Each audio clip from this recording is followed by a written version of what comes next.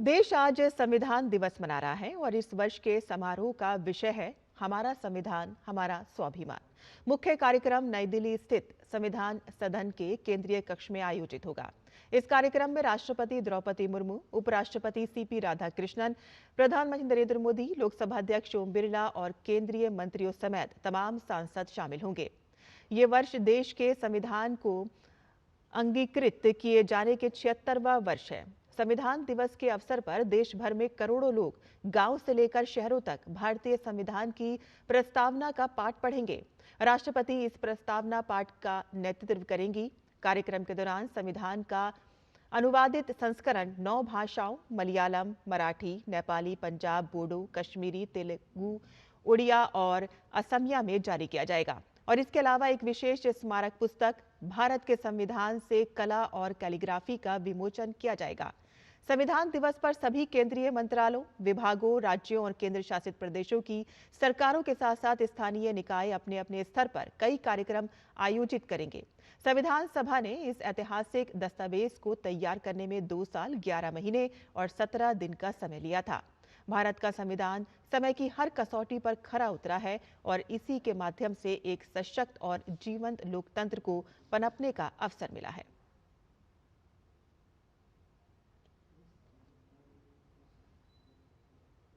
संविधान के निर्माण की कहानी काफी दिलचस्प है। संविधान की मांग आजादी के पहले ही शुरू हो चुकी थी।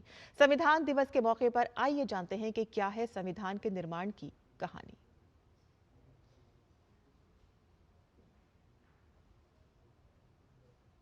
हमारा संविधान सहस्त्रों वर्ष की भारत की महान परंपरा, अखंड धारा, उस धारा की आधुनिक अभिव्यक्ति है।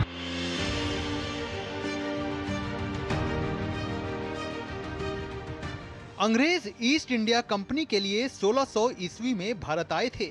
शुरू में व्यापारिक कामकाज तक सीमित रहने वाले अंग्रेजों ने 1765 में बंगाल, बिहार और उड़ीसा के राजस्व और दीवानी न्याय के अधिकारों पर भी कब्जा जमा लिया।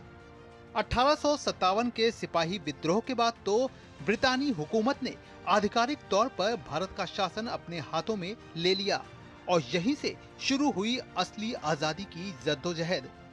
लंबे संघर्ष के बाद 1930 आते आते देश में पूर्ण स्वराज की मांग जोर पकड़ चुकी थी।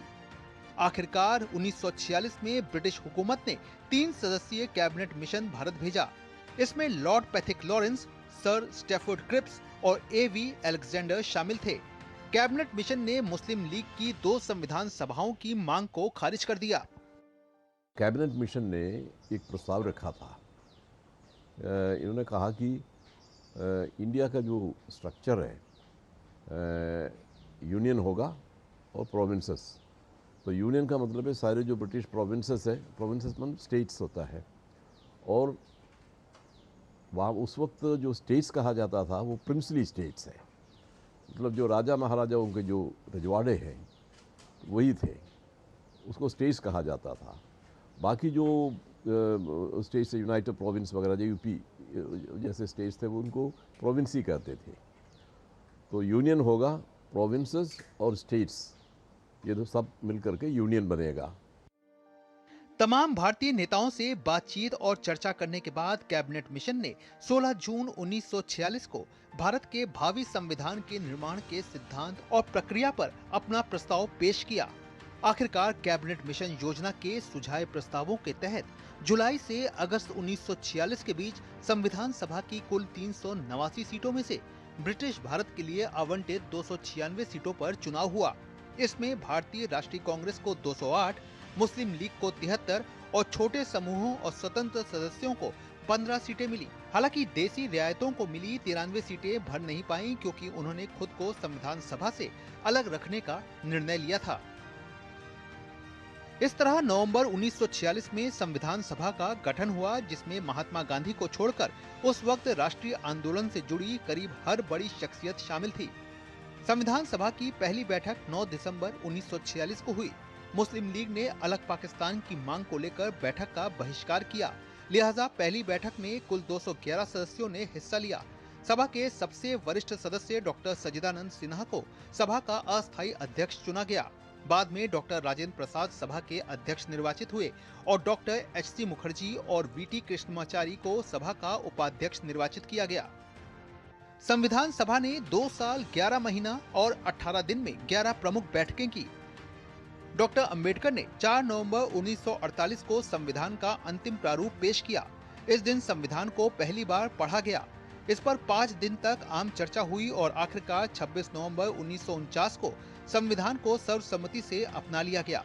इसके बाद 24 जनवरी 1950 को संविधान सभा के सदस्यों ने संविधान पर अंतिम रूप से हस्ताक्षर किया। 24 जनवरी 1950 को ही राष्ट्रीय गान और राष्ट्रीय गीत को अपनाया गया। साथ ही संविधान सभा ने 24 जनवरी 1950 को ही डॉक्टर राजेंद्र प्रसाद को भारत के पहले राष्ट्रपति के रूप में चुना। इसके 2 दिन बाद यानी 26 जनवरी 1950 को भारत का संविधान पूरे देश पर लागू हो गया। संविधान निर्माताओं ने संविधान निर्माण करते समय एक एक बिंदु पर बहुत विस्तार से बहस की है और तब जाकर के ऐसा उत्तम दस्तावेज हमें प्राप्त हुआ है। भारत का संविधान देश की संस्कृति और इतिहास को भी बखूबी दर्शाता है। इसका प्रमाण है कि संविधान में हाथ से बनाई गई 22 पेंटिंग्स जो इसके हर भाग में मौजूद है। दरअसल मूल संविधान में 22 भाग थे, इसलिए इसके प्रत्येक भागों को कलात्मक शैलियों के चित्रों से सजाया गया है। इनमें मोहनजोदड़ो, वैदिक काल, रामायण, महाभारत, बुद्ध के उपदेश, महावीर के जीवन, मौर्य, गुप्त और मुगल काल के अलावा गांधी, सुभाष, हिमालय से लेकर सागर आदि तक के चित्र बने हुए हैं। इन चित्रों को महान चित्रकार नंदलाल बोस और उनके छात्रों द्वारा बनाया गया था। संविधान से जुड़ी एक रोचक बात यह भी है कि इसकी मूल प्रति हिंदी और अंग्रेजी में हाथ से लिखी गई है और इसे लिखा है प्रेम बिहारी रायजादा ने। भारत के बेहतरीन सुलेखक रायजादा ने पेन होल्डर निब से मूल संविधान के हर पन्ने को बेहद खूबसूरत इलैटिक अक्षर में लिखा है।